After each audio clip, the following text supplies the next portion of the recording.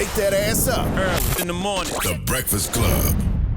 Morning, everybody. It's DJ Envy, Angela Yee, Charlamagne the Guy. We are the Breakfast Club. We got some special guests joining us this morning. We got the brothers from Daily Paper. I wasn't going to say your name because I ain't going to fuck your names up. Jefferson, I got. Easy. That's the easy one. Hussein, I got. It's just the other one, brother. Just call me AB. AB, there we go. AB, welcome. But pronounce it for us, the full name, we want to know. Abder Abdurrahman. You lost the bet. You lost the bet. We bet who would be the closest. He was far off. But welcome, brothers. How y'all feeling? Thank you. The founders of Daily Paper. The founders of Daily Paper. Now, to people that don't know, explain what Daily Paper is. Jefferson is super good at explaining this. Wow. Okay. Daily Paper for us is a lifestyle platform which started as a blog back in 2008. A blog representing a creative collective from Amsterdam. We were hosting events, exhibitions, traveling around the world, and basically covering all of that on the blog. And based on similar interest in sports, music, and fashion. In a time where blogging was very popular, we decided to diversify our platform by creating something tangible. So we started printing T-shirts, selling it to family and friends. And between 2010 and 12, it became a brand more or less. Did it blow up in Amsterdam first before becoming international? Yeah, the brand started in Amsterdam. All three of us are from there, born and raised. So that was the beginning, building our community out there, selling it to friends and family, and that's kind of the backbone of the brand, our How did you get money to start it? We put some college money on the side, We started very small, organic, very realistic, I think a lot of people think you need a lot of money to start something, but you can actually start small and build it organic. I mean, we started with 5 T-shirts. That's why our bank account was set up, We could afford to produce 5 T-shirts, Well, not 5 T-shirts, 5 different styles. 5 different styles. Somebody be like, 5 T-shirts? How much did you sell them for? Five different designs, 150 pieces each. And that was the start of our journey, man. Who was the first designer? Me. You Me, I still design, yeah. You still design everything? Yeah. And what was the first break when you first I think we got something here? Honestly, you never know. It's always I feel like the community decides if it's a hit or not. And I think we design what we like, We trust our gut feeling. And I meant how did you know Daily Paper was the line that people were messing with? Like, what was the first sign? Was it a huge order? Was it a celebrity? Was you walking down the street and you saw somebody wearing it? Like, what was the first thing to be like, oh, wow, we have something here? I think it starts with, first of all, you see your friends wearing the brand, and then eventually you see people that you don't know start wearing your brand. And I think a lot of people were starting to talk about the brand, and from there on, brands approach you for collaborations, and like I said, just build it organic. And that was a point that it became the word on the streets. I think to add, I think the industry also naturally gravitated towards us because it was in a time where streetwear was kind of boring and one-sided. Everything was all black, everything. That was a nice period, but our T-shirts represented something bigger, a celebration of cultural identity, and that basically kickstarted Daily Paper in the industry. When you say cultural identity, I also want to make sure we're clear where the three of you are from and your backgrounds. So I'm from Ghanaian descent, Hussein is from Somali descent, and Abdurrahman is from Moroccan descent.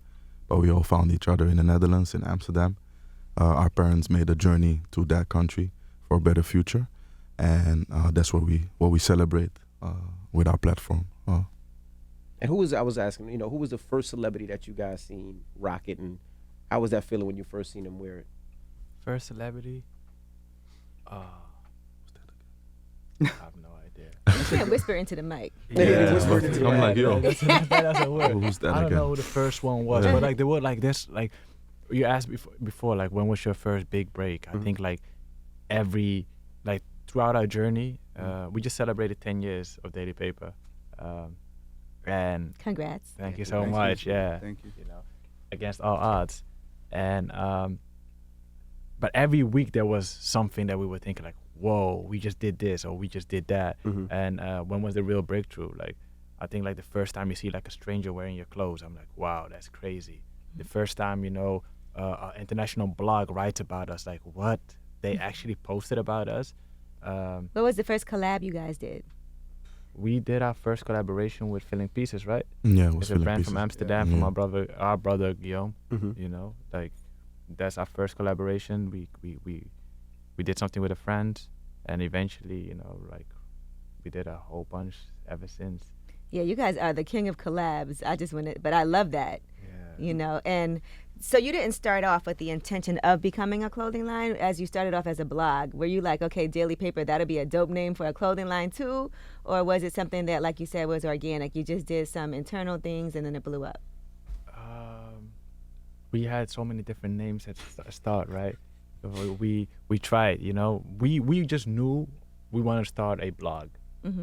And we didn't even know how to call it at that time. And at that time, it's like 2008, 2009, just for like reference for the people that are into streetwear, like that's when like Hypebeast started, like High Snobiety started.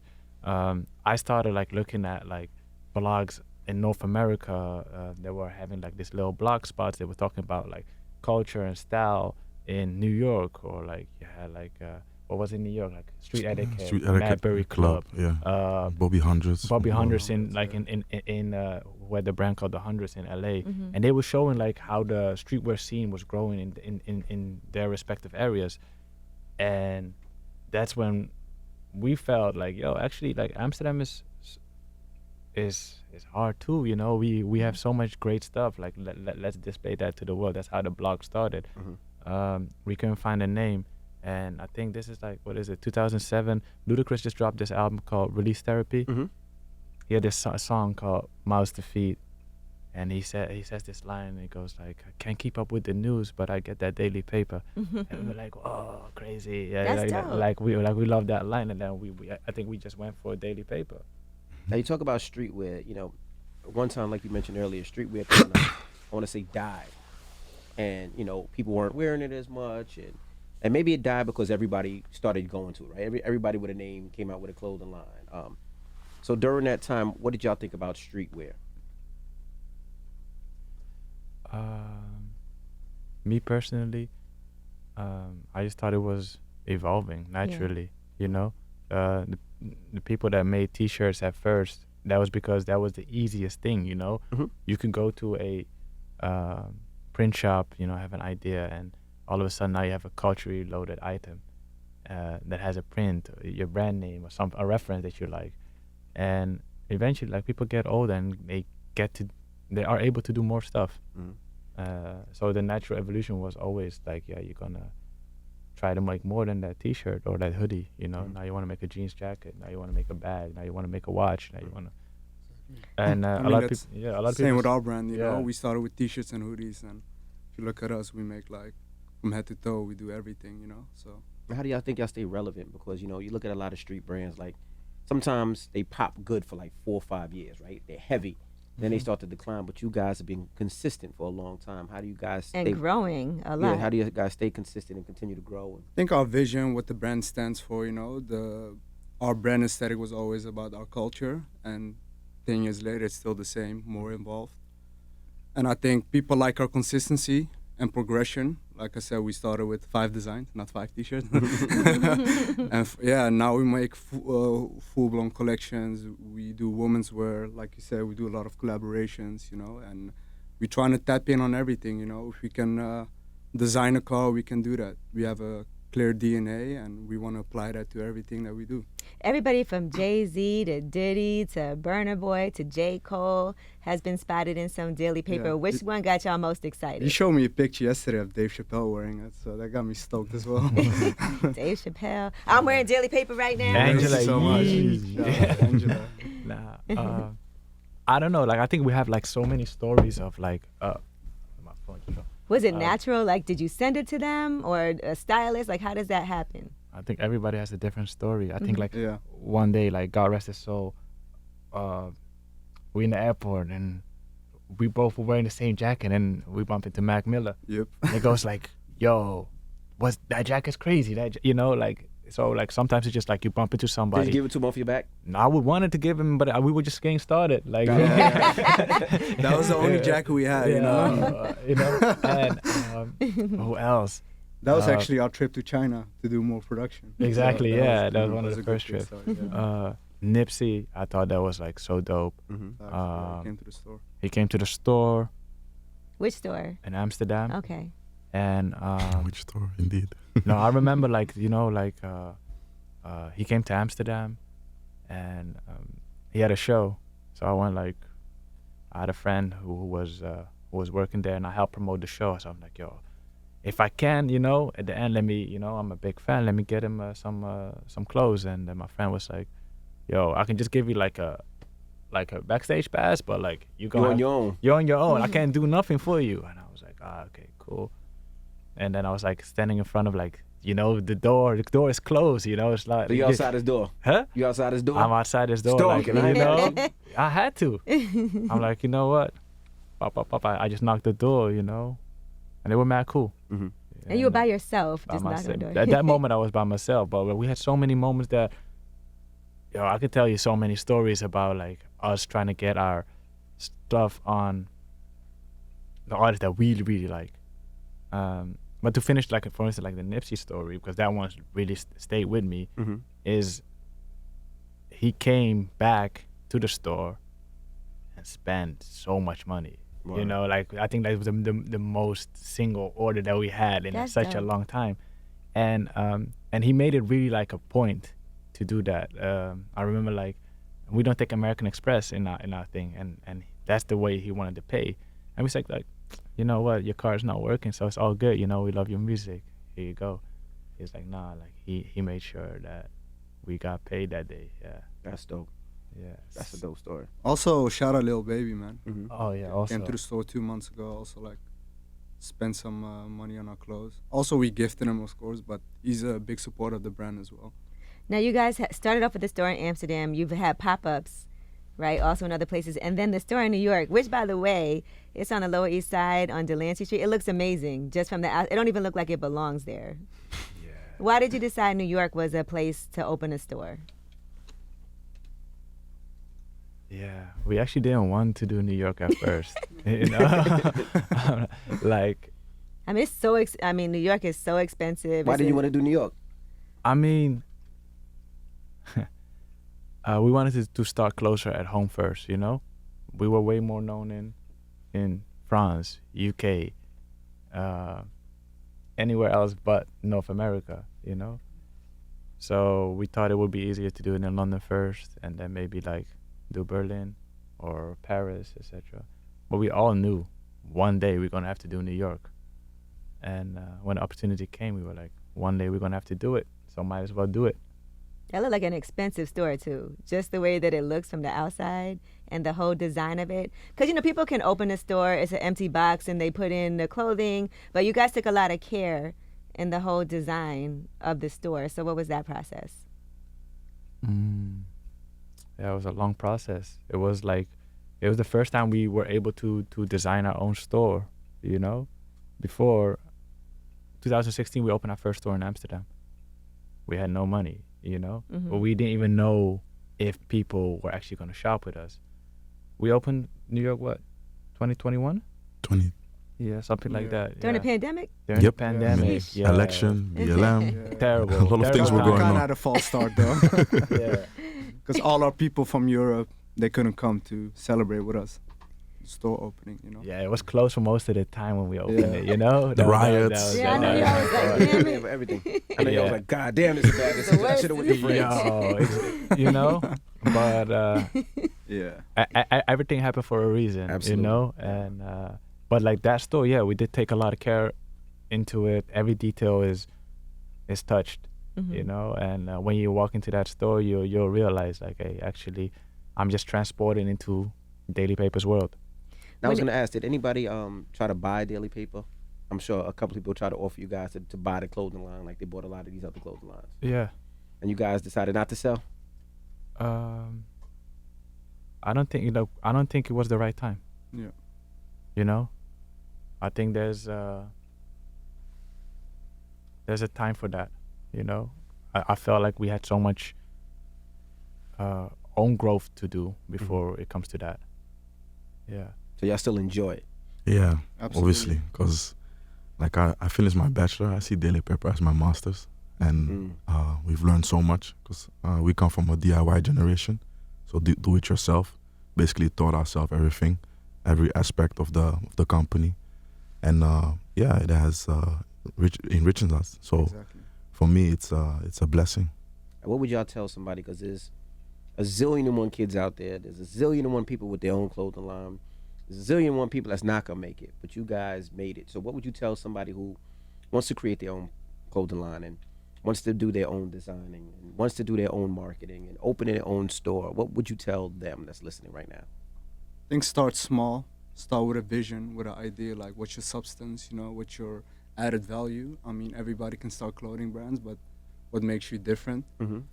And I mean, there's so many, like, study the game. I mean, before we started, we went to fashion weeks, we went to like Bread and Butter, Paris fashion weeks. We studied the game, and then one season we came with a black box with 5 designs. Like, hey, we're starting a brand. So just study the game. Like I said, have a vision. And yeah, to be honest, just do it. Just do it, and don't be afraid. Just believe in what you're doing, and gotta put in the work, man.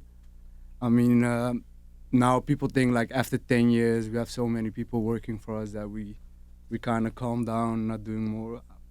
I design more than ever, It's more busier for all of us. So. How hard is it for the 3 of y'all to be in the same place? Yeah, you saw how many times you tried to book this like they're interview. never in the same place. We're never in the same place. It's what Jefferson always says, divide and conquer. Thank God for Zoom. Yeah, we used to literally travel everywhere. So like all our first trade shows that we visited, also the ones here in the US, Liberty Fairs and Capsule, we used to stay in like hostels together and all that stuff. We used to do everything, 3 of us. Damn, that was a grind. Yeah. Proper grind. Like a hostel room in Berlin. I don't know if I could stay in a hostel after Yeah. seeing that movie. No, we really We did that. Like, really did that. imagine like 15 square meters, like 3 beds. We managed. But we were like with the 7 of 8 of us, so we had the whole like. Yeah, nobody was kidnapped. And then one random guy in a corner with his iPad.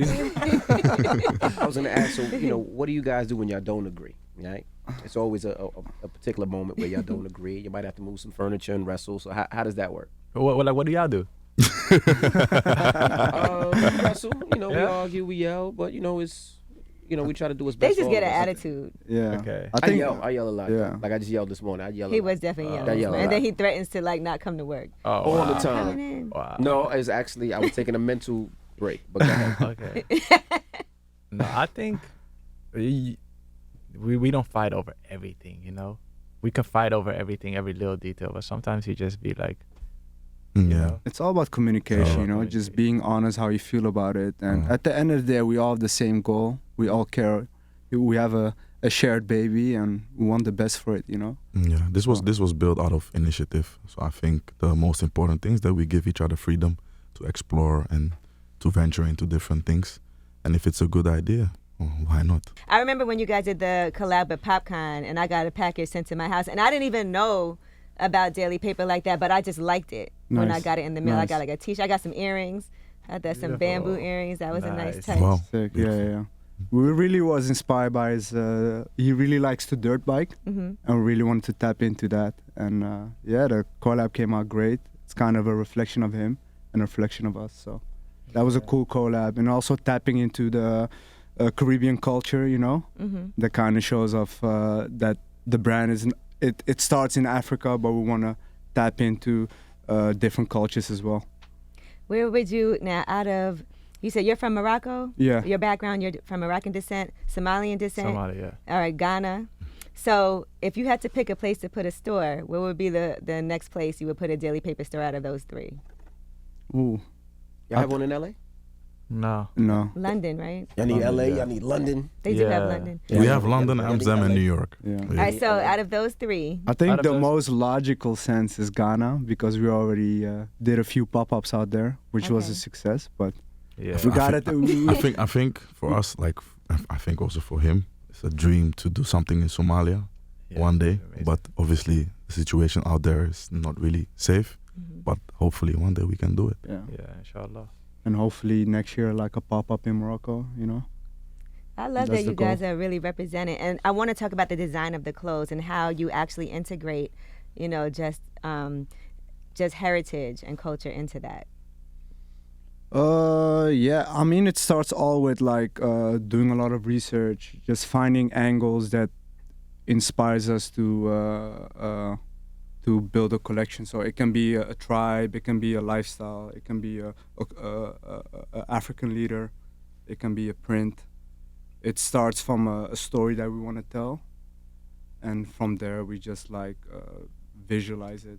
For example, our Spring Summer 23, it's about the indigenous people of North Africa, like the Amazigh culture, and they kind of get overshadowed by Arabs.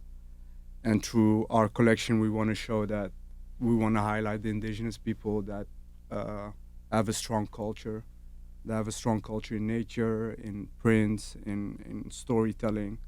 We just want to find not a niche angle, but something very specific. You know, Right. For example, we've been working on a collection about Somalia, but it's not really about the country, but it's about them being very good with words. So it's a nation of poets.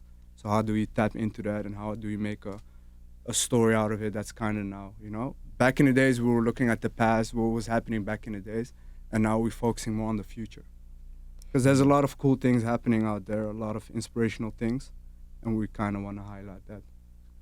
Yeah, I think we also started like as the platform Daily Paper was to learn more about our history and also to learn more about Jefferson's history or like Abdurrahman's history and them knowing about like where I'm coming from. And we didn't, you know, we all grew up in the same area, west side of Amsterdam, like that's where we all met. But we knew more about, let's say, American history. We knew more about Italian history, French history, Dutch history. I didn't know nothing about Ghanaian history. I didn't know what happened in his country or his cultures. And I think I feel the same way when I'm in America, for instance, is that people are not as in Europe it's a little bit more, but like people are just not as interested in knowing where you're from. Right. And you know, like they don't really care, and I think we should care a lot more. It's not about integration always. It's also about, you know, celebrating where you're from. And getting cultural knowledge. And getting cultural knowledge. And I think, exactly. and I feel like in the last 10 years, we traveled so many different African countries, seen so many, learned so much that I'm grateful that we could do that with our platform as well. You guys also did a skate park in Ghana, right, with Off-White? Yeah. How did that collaboration happen? That is also a very beautiful collaboration. Obviously, through the traveling and all the fashion weeks, you meet a lot of people. So yeah, along those weeks, we met Virgil and his team on several events. But we never had like a proper conversation about a collaboration until a creative agency / platform, Homecoming, run by Metallic in London, hosted a panel in the Corona year 2020, where they brought us and some other brands from Africa, Free the Youth from Ghana, Motherland from Nigeria, and Virgil in one panel conversation about the future of streetwear from the African continent. And then we discussed about how we could collaborate. And that's how the collaboration actually came to life. So literally after the panel talk, we linked up with him and we connected mutually. And we start the discussion about collaborating between Daily Paper and Off-White. And Virgil, coming from Chicago and having a Ghanaian background, he's always showed love for skateboarding. And we had a mutual friend called Sandy Alibo, who runs a surf and skating community and platform in Ghana called Surf Ghana. And yeah, she has been doing so many projects around the continent, but they never had the facility to basically have a spot to skate and nurture talent. And that's when we decided with Off-White to create 2 t-shirts representing Ghana and donating all the 100% of the proceedings to the Surf Ghana organization so that they could build their first skate park. So that's how it happened. That's amazing. Well, congratulations on that. Thank In you. 10 years, that's amazing. That's amazing. And what I like about the clothes is great quality, but it's not like ridiculously expensive, you know? And so when you talk about price point, how do you determine that? Because I know sometimes people want to make things like, you know, so expensive that it's like hard for everybody to purchase. But your price point is, you know, it's not cheap, but it's not like I'm going to break the bank. Yeah, I think it happened based on the brand positioning, where we wanted to place the brand in the market. And as you mentioned correctly, it's not too expensive, but it's also, it's affordable. And for us, it's very important that people can buy our clothes, that is accessible. And we also looked at ourselves like, how much would we pay for a T-shirt from our own pocket? And that's where it started. And then you look at other brands and you're like, okay, that's what the market wants. So let's position ourselves in a certain way that it's accessible for a lot of people. Yeah. And we do have segments, you know, like some things are a little bit more expensive, but I think the brand is very affordable for everybody, you know. Like we do have more expensive stuff lately, you know, because we're getting more mature. We want to test new things, but what Jeff said, like most of our stuff are very affordable, and we don't tax too much margins, you know, in our production price. So that's it. What trends do y'all see coming for 2023? For people listening, like, what are we looking for next year? Ooh. Do you think about that? Because I know there's always all these. I think. I believe like people just want to dress up a little bit more, man. Yeah. People are just tired of like being in sweatsuits so long for like the pandemic, etc. I think it's gonna be a lot more expressive. I see that with the youth, man. It's way It's a more lot of expressive outside than the older generation at this moment. For example, what I see a lot is like crochet. A lot of women and men wear crochet stuff. So and we also did some.